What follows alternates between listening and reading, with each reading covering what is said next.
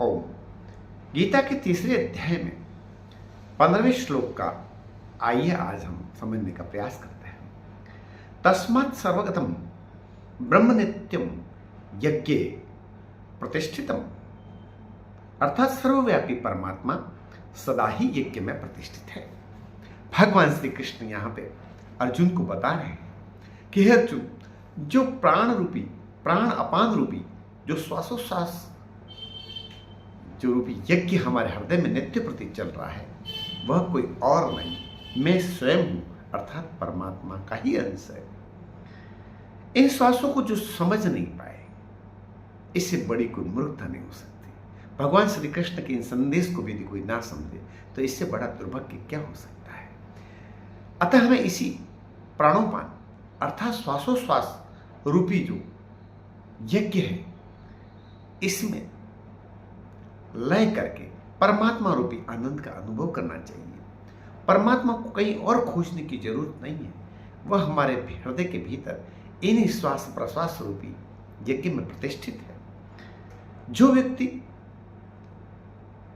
इतनी सी बात को भी नहीं जान पाता, उसके लिए कहा जाता है कि घट में है पर सूझे नहीं, लानत ऐसी जिंद।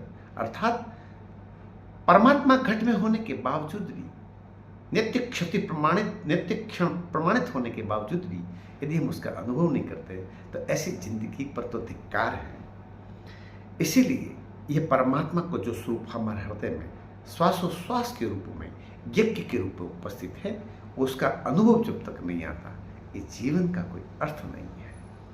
सज्जनों, भगवान श्री कृष्ण अर्जुन के माध्यम से हम मानव समाज को कह रहे हैं कि मैं ही तुम्हारे भीतर श्वास प्रश्वास के रूप में, यज्ञ के रूप में सदैव ही उपस्थित हूं।